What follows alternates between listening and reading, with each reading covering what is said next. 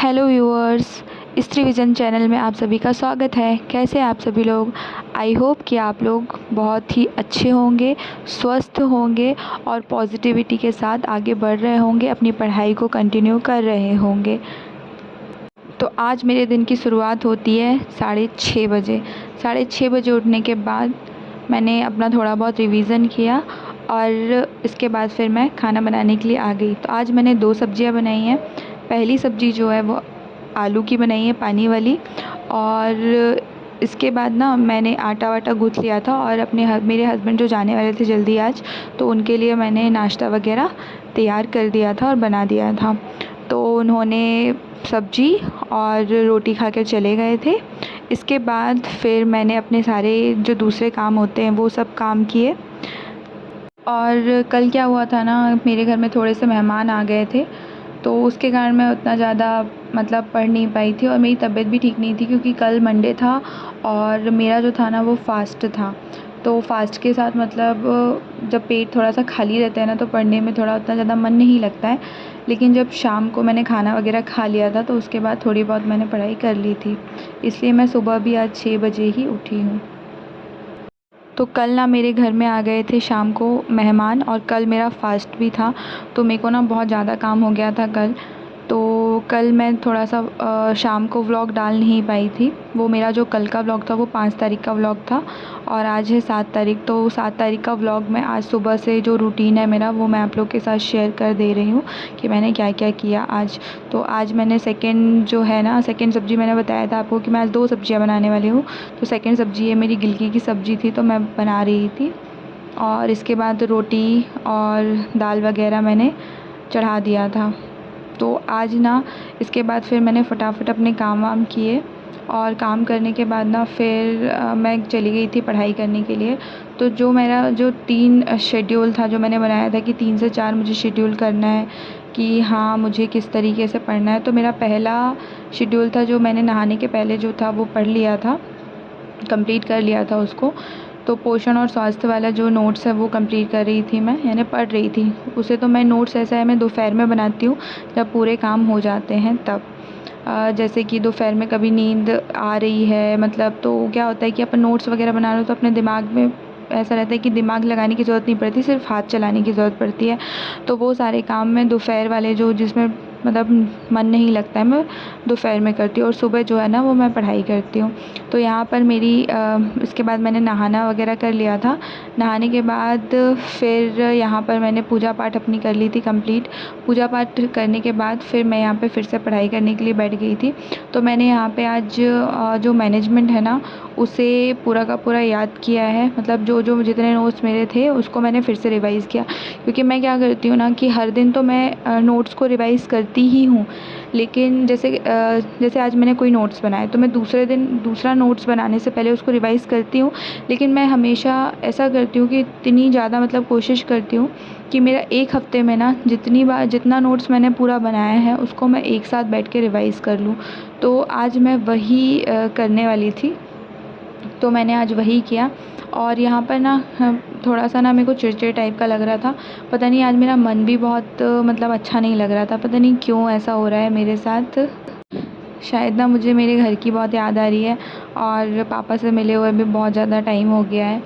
तो मेरे को ऐसा लग रहा है कि थोड़े दिन के लिए पापा के पास चले जाना चाहिए। लेकिन पढ़ाई भी इम्पॉर्टेंट है, क्योंकि सिर्फ हमारे पास 4 महीने हैं।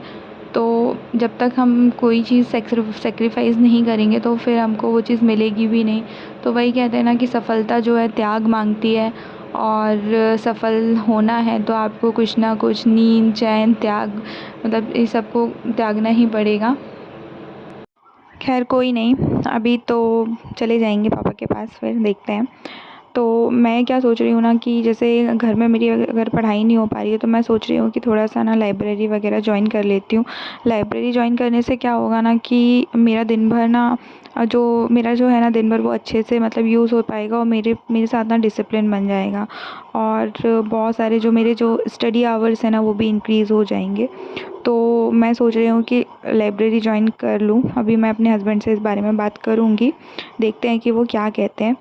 और फिर से अगर वैकेंसी आ ही रही है वैकेंसियाँ, तो और इसके बाद फिर ITI TO भी है मेरे पास, तो ITI TO के लिए भी मुझे प्रिपरेशन करनी है, क्योंकि ITI TO में ना ऐसा है कि मतलब कंप्यूटर है, तो मैं ऑलरेडी IT बैकग्राउंड से हूँ, तो कंप्यूटर के साथ बस 25 नंबर की जो रहती है ना 25 नंबर का बस नॉर्मल GK GS ही पूछता है, और बाकी 75 नंबर की ना कंप्यूटर ट्रेड रहता है।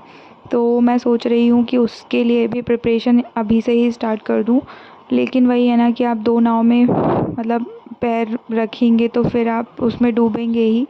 तो इसलिए ना अब शायद मुझे एक ही चीज़ के ऊपर फोकस करना चाहिए। लेकिन MP महिला पर्यवेक्षक के साथ ये अच्छा है कि इसमें जो सिलेबस दिया है ना वो कंप्यूटर भी इसमें इंक्लूड कर दिया है, तो उसके साथ साथ तो कंप्यूटर की तैयारी मेरी ये भी हो रही है, तो वो भी हो जाएगी। और इसमें क्या है, GK GS मतलब ये अपना मैथ्स और रीजनिंग वगैरह है ना, इसका पोर्शन भी है, तो इसके साथ साथ उसकी भी तैयारी हो ही जाएगी। क्योंकि लास्ट टाइम ना मैं 2 नंबर से मतलब रह गई थी ITI TO के लिए, तो फिर मैं सोच रही हूँ कि उसको भी साथ में दे दूँगी। तो उसकी भी जो एग्ज़ाम है ना शायद सितंबर में आ रही है, क्योंकि वो भी कैलेंडर से हटा दिया गया था ना। और सितंबर अक्टूबर में मतलब अक्टूबर सितंबर नवंबर है ना, हमारे पास टाइम कितना बचा है, 4 महीने ही तो बचे हैं यार। और 4 महीने में हमें पूरा का पूरा मतलब टाइम अपने इसी को देना पड़ेगा, क्योंकि मतलब पूरा नवंबर जो फिर वही सितंबर अक्टूबर नवंबर है ना, तो उस समय वहाँ पे दिवाली वगैरह भी आ जाती है, और वहाँ से ना पूरे अपने जुलाई अगस्त से ना मतलब ये जो अपना बारिश का टाइम होता है, बारिश के बाद तो बहुत सारे त्यौहार स्टार्ट हो जाते हैं। और क्या होता है, मैरिड वुमेंस के लिए तो त्यौहार बहुत मायने रखते हैं, तो इसीलिए ना बहुत ज़्यादा मेहनत करनी है इन 4 महीनों में ना, जम के मेहनत करनी है कि उसके बाद कभी मेहनत करनी ही ना पड़े।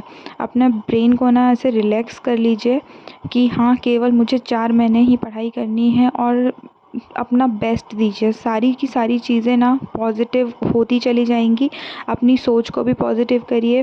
पहले जब भी पढ़ना शुरू करते हैं ना, तो उससे पहले आप सारे मैसेजेस जो हैं जितने भी अपने ब्रेन तक हैं, वो जो फालतू मैसेजेस जो भी पहुंचा रहे हैं ना, उसको तो दूर दूर कर दीजिए। और दूसरी बात यह है कि कभी कभी ना हम सुबह उठते हैं तो कभी हम पढ़ नहीं पाते, कभी हमें नींद आने लगती है, तो मैं अपने आप से एक ही बात बोलती हूँ कि आप थोड़ा ब्रश कर लीजिए, थोड़ा वॉक कर लीजिए। फिर भी अगर आपको नींद आए ना, तो आप खड़े होकर पढ़िए, क्योंकि मैं थोड़ा सा ऐसा ही करती हूँ, इसलिए मैं आपको अपनी रूटीन बता रही हूँ। आप खड़े होकर पढ़िए, बैठने की कोई ज़रूरत नहीं है। जैसे भी आप कंफर्टेबल हैं, जिस पोजीशन में भी आप पढ़ाई करने में कंफर्टेबल है, अपने अपने आप को उस मतलब कंफर्टेबल पोजीशन में रखिए। अपने आप को मतलब पॉजिटिव रखिए। ऑटोमेटिक आपकी नींद ना भाग जाएगी। जब आप खड़े होकर पढ़ाई करेंगे ना, तो आप देखेंगे कि आपको ना नींद नहीं आएगी। तो ये ना ऐसी ऐसी छोटी छोटी ट्रिक्स हैं जो मैं ना यूज़ करती रहती हूँ, अपने ऊपर अप्लाई करती रहती हूँ। कभी आप अपने साथ अपने कॉपी को रखिए, पेन को साथ में रखिए, और वीडियोस में भी कुछ भी जो भी नोट डाउन करते रहना चाहिए। जो भी सामने वाला जो हम वीडियो से पढ़ते हैं, तो उसमें भी जो भी हमारी काम की चीज़ें होती हैं ना, उसे देख लीजिए। तो कहते हैं ना कि मूर्खों से भी ज्ञान प्राप्त होता है, तो हमें वही करना है। अपने दिमाग को ज़्यादा ये नहीं बनाना है कि हमें UPSC दे रहे हैं या UPSC की प्रिपरेशन कर रहे हैं। नहीं, हम नॉर्मल एग्ज़ाम दे रहे हैं, और सारी की सारी चीज़ें जितनी हम है ना, जितना हम पढ़ रहे हैं ना, उतना सभी लोग पढ़ रहे हैं। तो जो व्यापम वाला भी है ना, वो भी इसी तरीके से कुछ ना कुछ मतलब सोच के ही देगा। वैकेंसी क्वेश्चन वगैरह वो देगा, तो वो ऐसे ही क्वेश्चन देगा जो हमसे बने। और अगर क्वेश्चन टफ भी आए ना, तो भी ऐसा होगा कि वो क्वेश्चन हमारे लिए टफ़ है ऐसा नहीं है, वो सभी लोगों के लिए टफ़ होंगे। तो ना कुछ ना कुछ मतलब प्रीवियस ईयर पेपर्स तो आप मेनली देखिए ही। उसके साथ फिर आप दूसरी चीज़ों को भी देखिए, मतलब मॉक टेस्ट लगाइए। आज मैंने एक मॉक टेस्ट दिया पोषण एंड स्वास्थ्य का, तो उसमें मेरे काफ़ी कम नंबर आए, तो थोड़ा मैं डीमोटिवेटेड हो गई थी। लेकिन नहीं, फिर मैंने जब उसी टॉपिक को फिर से मतलब रिवाइज़ किया, और रिवाइज़ करने के बाद फिर मैंने उसका मतलब फिर से टेस्ट लगाया है ना, सेकंड टॉपिक का। फर्स्ट टॉपिक में तो कम नंबर आए, और उसी का सेकंड टॉपिक में जब मैंने मतलब उसको पढ़ के और फिर मैंने अपना टेस्ट दिया ना, मॉक टेस्ट, तो सच में मेरे अच्छे नंबर आए। तो वही बात है ना कि पढ़ना तो पड़ेगा ही और संघर्ष तो करना ही पड़ेगा। आपको अपने दिमाग से ही जीतना पड़ेगा। आप जीतेंगे तभी आप आगे आगे बढ़ेंगे। तो मेरा व्लॉग ना आज मैं यहीं पर समाप्त करती हूँ। प्लीज़ आगे बढ़िए और पढ़ाई करते रहिए, अपने आप को मोटिवेटेड रखिए और प्रीवियस ईयर क्वेश्चन पेपर्स ज़रूर लगाइए। प्रीवियस ईयर क्वेश्चन पेपर बहुत इंपॉर्टेंट है। आपको वहाँ से इतनी सारी चीज़ें मिलेंगी ना कि आपकी कॉपी भर जाएगी। और जो भी है तो एक सोर्स रखिए, एक ही सोर्स को बार बार पढ़िए, मल्टीपल टाइम्स पढ़िए।